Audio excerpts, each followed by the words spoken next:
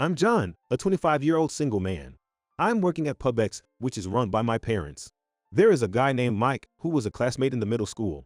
His dad is a wealthy landowner, and due to his parents' influence, he has always had a voice and everyone looked up to him, even back in our middle school days. Mike and I knew each other's contacts through a mutual friend, but we weren't particularly close. One day, I received a call from Mike on my cell phone. About the reunion, we're switching it to a trip, so I'm counting on you to handle the cancellation fee for the booking. I tilted my head while holding my cell. First off, we don't have any booking like that at our pub. What? What are you talking about, man? I definitely made a booking for today at PubX you're working at, for 30 people. There's no way I'd forget that. Despite what he said, there was no reservation made at our pub. That's when I remembered something from a month ago. Mike had called me personally to discuss using our pub for the reunion venue. The conversation went something like this. John, it's been a while. Sorry for the sudden ask, but this year marks the 10th anniversary since we graduated middle school. And there's talk about having a reunion. I'd like to use your family's pub for the venue. My dad always says the food at PubX is great, and since it's a place everyone from our hometown knows, it seemed perfect. Mike's dad was the landlord for the and where our home and pub were situated. Feeling pleased that my favorite pub received praise, I was keen on his proposal at that time. A few days later, I called him back to confirm the details. Mike, long time no talk. You were interested in our pub for the reunion. Is the date set? Actually, no. It seems everyone's busy. Then, let me know once you've settled on a date and the number of people. It's better if you contact me in advance. But until the call about the cancellation, I hadn't heard from Mike again. Upon learning there was no reservation at my pub, Mike sounded panicked over the phone. Then, where did I make the reservation? Could you give me the phone number of the place you booked? Once I got the number, I immediately knew where he had made the reservation. That number isn't for the pub I work at. It's for Pub Wide, managed by my brother and his wife. How come it connected to your brother's place when I called your family's pub's number? Actually, we moved last year. My parents reopened the pub at the station after renovating, and the original location was taken over by my brother and his wife, who liked the spot, and they've been running it as a second branch. I work at PubX, and my brother and his wife from Pub Wide.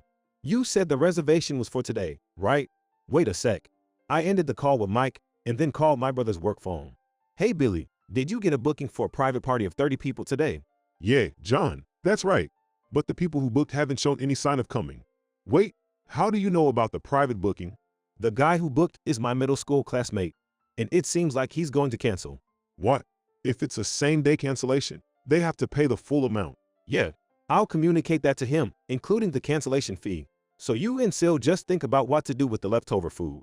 All right, I understand. I'll leave the negotiations to you. The reservation was for our most expensive banquet course, $50 per person for 30 people. I count on you. After hanging up with my brother, I called Mike back. Hey, John, so you're going to cover the cancellation fee, right? It's your family's pub and a request from a classmate. Only makes sense, right? No, I won't. If you guys made the reservation, then it's your responsibility to pay the cancellation fee. There's nothing I can do. By the way, a same-day cancellation incurs the full charge. Whoa, hold on, John. That's harsh, man. We're out of town on a trip right now. We can't possibly come to your pub to pay the fee. Then, I'll have to ask your dad to cover it for you. Why don't you just split the bill on everyone after the trip and settle it then? No way, that's not happening. John, you need to figure this out. You're family, so maybe you can ask for a payment extension or something. Even if it comes down to me paying the whole thing. We graduated from the same middle school, didn't we? Wouldn't you feel good knowing you spent your money for a friend?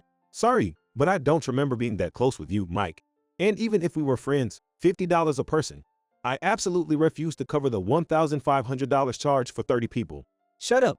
Just listen to me. How was I supposed to know which pub you worked at? It's clearly a communication mistake on your part, John. This reservation cancellation is all your fault. No way. The one who made a reservation for 30 people without proper confirmation is Mike, isn't it? Besides, canceling on the same day is beyond unreasonable. You know, even if the other party is a customer, the store has the right to sue depending on the situation. Sue, over something like this? You're blowing things out of proportion. Though he tried to sound tough, Mike's voice was trembling. Just make sure to come pay the fee as soon as the trip is over. Just in case, I'm going to reach out to your parents. After ending the call with Mike, my brother and his wife showed up at PubX with small boxes of food. They packed up the leftover food from the cancellation into small portions. Thanks to the people who came to PubX and took leftovers home, None of the food went to waste. I heard the reunion trip was only for one night, so I thought things would progress after the day after tomorrow. However, Mike, perhaps holding a grudge because I didn't cover the fee, retaliated in an unexpected way. The day after the cancellation trouble, I was doing my daily routine of checking our pub's blog. I opened the page, my heart racing at the notification of a new review, only to be shocked by what I read. The food looks unappetizing. The taste is bad. What the heck is this? In the review section, in addition to images of dishes that we don't recall serving in our pub, there was terrible feedback from around 4 people, including a netizen with the same last name as Mike, who had apparently never visited before. This had never happened before. Oh, but that last name. Could it possibly? Thinking it might be Mike's doing, given the same last name, I decided to give him a call. Hey, it's John. Did you, by chance, write a review on our pub's blog? Oh, look at that. An employee keeping up with the reviews. So, did it make you want to cover the cancellation fee for me? I'm asking if you wrote it or not. What are you panicking for? Yeah, I wrote it, so what? Cut out this nonsense. Nonsense? You thought it was all just a joke? You're so naive. So, you're saying you wrote those reviews about dishes we don't serve, and how everything was terrible just to tarnish our pub's reputation and harass me? That's right. If you don't want more bad reviews, promise to pay the $1,500 I supposedly owe. Then I might consider deleting those reviews. Why are you saying something so ridiculous? I would never agree to that. But well, it was clear from the start, wasn't it? The customer simply made a reservation at the wrong pub due to an employee's communication error. A pub that's inflexible about charging cancellation fee can't possibly serve good food. I don't need to eat there to know that. Right, everyone? Maybe the members of the reunion trip were there with him. On the other end of the phone, there were several other people besides Mike. Everyone, how many of you are there? Do you all really think that? If you're that worried, I'll let you hear them. Encouraged by Boo's in agreement with Mike, his arrogance grew. See, everyone agrees with me. John, you don't have that kind of popularity, do you? I don't think I need that kind of popularity. Don't be so tough. Just because you don't have it. No, I'm not trying to act tough. Guys like you, although unpopular, should just quietly listen to alpha males like me. Live your life by bowing down, so you won't get crushed, right everyone? Laughter erupted from the other end of the phone at Mike's words. What do you mean, alpha males? You can't even pay for your own mess at the pub you canceled. Shut up. That's a different issue. You only act all high and mighty because your dad has always made everything happen for you. What can you do on your own, huh? Ha, look who's talking. The little boy who's still being employed by his mommy and daddy. Just remember, after the trip's over, you're paying the full $1,500 cancellation fee. I'll throw those words right back at you. Oops, it's almost time to head to our next destination. Hey, you better pay up. Even without being told explicitly, I can hear it. But it's you, John, who's paying, not me, haha. That makes no sense why I should pay. Not my problem, haha. Whatever happens to the reviews? Don't run away when we haven't finished talking. Well then, John, I hope you improve your cooking skills enough to get picked up by some woman. I couldn't grasp why Mike would say such things, but feeling irked yet realizing work was about to start, I switched gears, got ready, and left my bachelor pad for PubX. Regarding this incident, the owner of the pub that took the reservation, my brother, ended up contacting Mike's father. As for their review issue, there was concern that deleting them hastily might provoke Mike and his group, so my parents decided to leave the reviews up for a while. 2 days after Mike's show-off cancellation call, on the evening scheduled for the end of the reunion trip, I rushed the pub wide upon hearing Mike and his father had shown up. I am terribly sorry for the inconvenience my son has caused. Mike's father, dressed sharply in a suit, made his apology, while Mike, clearly just back from the trip, wore casual clothes. As Mike's dad bowed his head, Mike, looking dissatisfied, muttered while glaring at my brother and me. As John's classmate, can't you just let the cancellation fee slide, you pauper? Mind your words, Mike. You've caused significant trouble for John's pub. If you were aware of that, such selfish comments wouldn't come out of your mouth. It's not my fault at all. It's all John's fault. He didn't tell me about the pub's relocation, and it's his unkindness that's got me paying $1,500. How much more are you going to blame me? It's all your fault. Everything that's happened is because of you, John. I wasn't even that close to you since middle school, so why would I update you on everything? What? While you were saying that, you were informing everyone else, weren't you? That's unfair. No, it's not unfair. I told friends I was in touch with, so anyone could have found out if they asked. That is, but I don't agree with me paying the full amount. Wait a minute. Is Mike the only one being charged $1,500? Weren't there 30 people in the reservation? What happened to the other members? Actually, it seems this reservation was entirely Mike's own decision. His own decision, not the consensus of the group.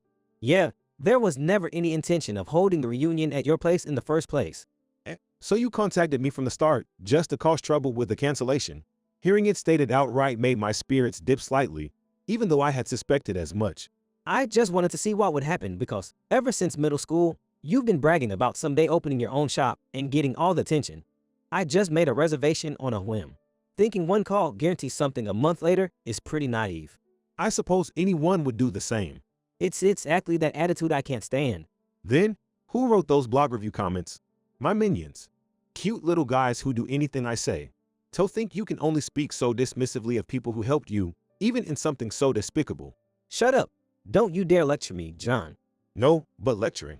Well, in John's case, I guess the only people who listen to him are his family, right? Enough with the speeches. Just quietly pay the cancellation fee and leave. You have no right to mock our John, especially when you're an adult still needing your dad to accompany you. Yes. My usually mild-mannered brother didn't raise his voice but looked straight at Mike and quietly said those words. Mike's dad seemed to reach his limit too, his face turning red as he finally raised his voice. Minions, obeying everything? Give it a rest. Since when did you become so high and mighty? Even if they do listen, it's because you're paying them, right? Wait, just wait a second. That's just buying loyalty. Dad, we promised not to talk about that. Who signed the lease for the apartment you're living in? The car. That was me. If it is just that, I will forgive you. But it's not just that. You rely on me for rent, utilities, everything. Dad, let's calm down a bit. Noticing his dad's unusual anger, Mike tried to soothe him by speaking up. The things you're paying for are merely for hobbies and stuff unrelated to life. Despite working as an adult, you're still financially dependent on your parents. Doesn't that embarrass you? Dad, what's gotten into you all of a sudden? It's just that John started making a big deal out of it this time. Saying that, Mike looked at his dad's face, begging for forgiveness. So, don't be embarrassed, haha. No, I've been too lenient with you. Being an only child born later in life, I gave you whatever you wanted, trying to fill the void left by your mother's passing. But I'm going to stop. Stop what? All financial support for you. You won't be using my bank account anymore. Cover everything with your own salary and learn some responsibility for your life. No way, Dad, that's too harsh. Don't you love me anymore? You're way past the stage where saying such things matters. Why don't you see that? We're the only family each other has. Dad, please rethink this. Mike, suddenly reverting to a childlike tone, clung to his father, who remained firm in his decision. It's precisely because we're the only family that I'm saying this isn't right. What do you mean isn't right? What am I supposed to do? You're earning a sufficient salary from your job, aren't you? From now on, figure out how to live on your own money. After shutting Mike up, his father turned to us with a serious look and bowed deeply. John, sir, I'm terribly sorry for all the trouble we've caused. We're also sorry for blowing things out of proportion. I will make sure to pay the $1,500 for the canceled food Mike ordered. Thank you. That would be a great help. My brother, now calmer than before, spoke very calmly. I will make sure to talk to my son so this doesn't happen again. If there are any problems, please don't hesitate to contact me. Understood. Now, we'll be leaving. Mike's dad handed us an envelope with $1,500 in it, then took Mike and bowed deeply once more before leaving the pub. It was only later that we noticed another envelope underneath the first one, containing an additional $100 as a late fee. I was hoping that cutting off financial support would teach Mike the value of money and lead to some change. But a month later, Mike appeared before me again, seemingly unchanged. Why are you here? It was during the lunch service, early in the afternoon. As the crowd thinned, I spotted Mike entering the pub and was on guard. As soon as he found me clearing tables, clung to me with a pale face. Hey, what are you doing? Let go of my hand. I need help, please.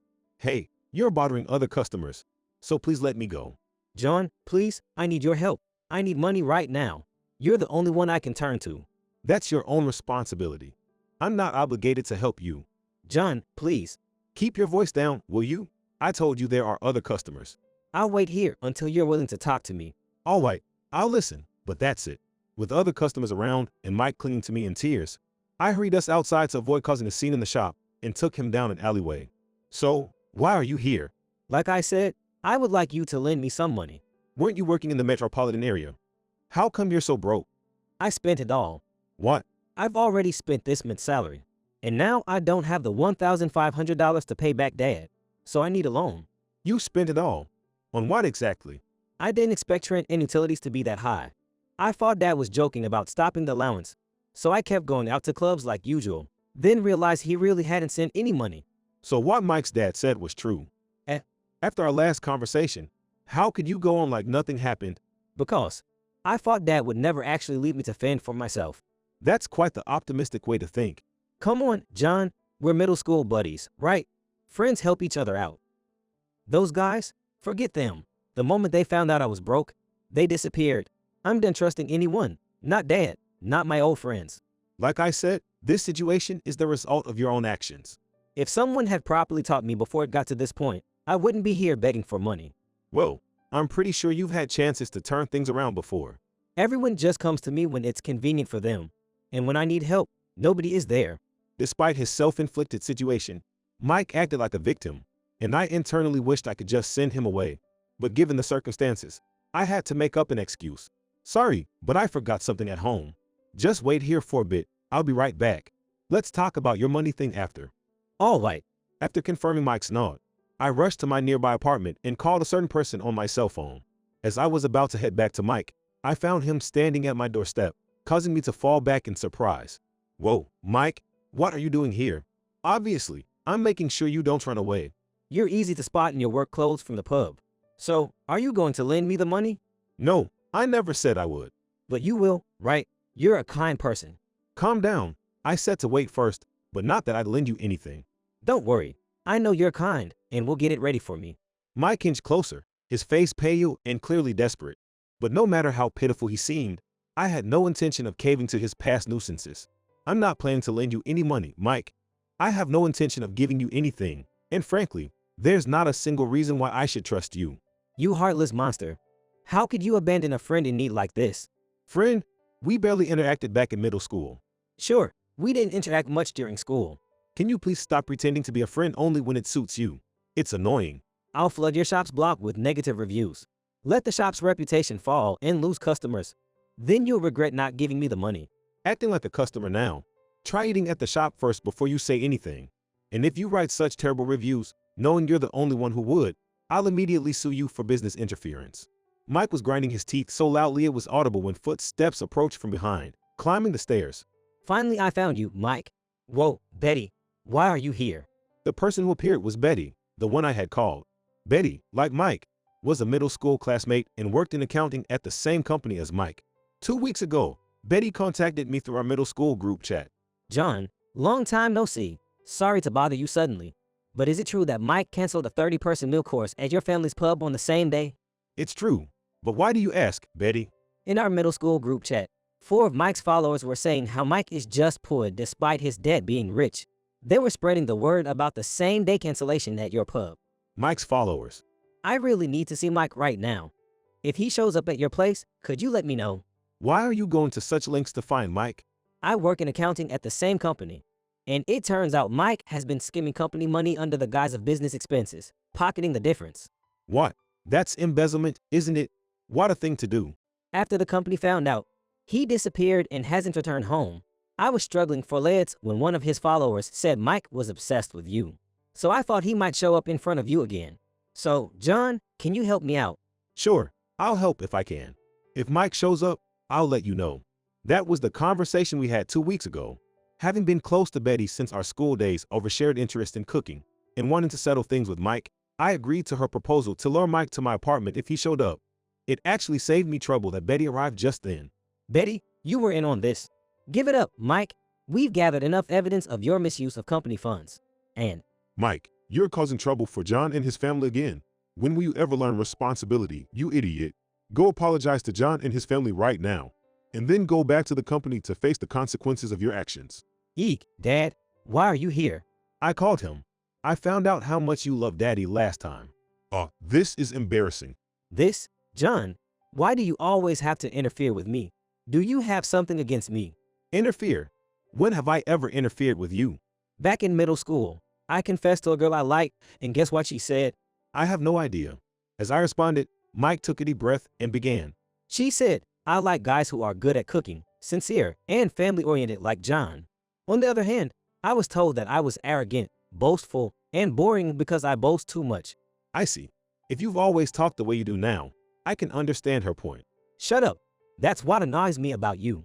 But what's that got to do with anything? So, John, if you hadn't been there, I wouldn't have been rejected by Cindy. But that's all in the past, isn't it?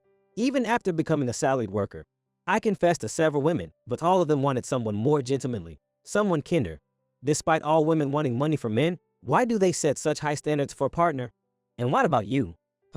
Betty, her face quietly showing anger, seemed to have caught Mike off guard.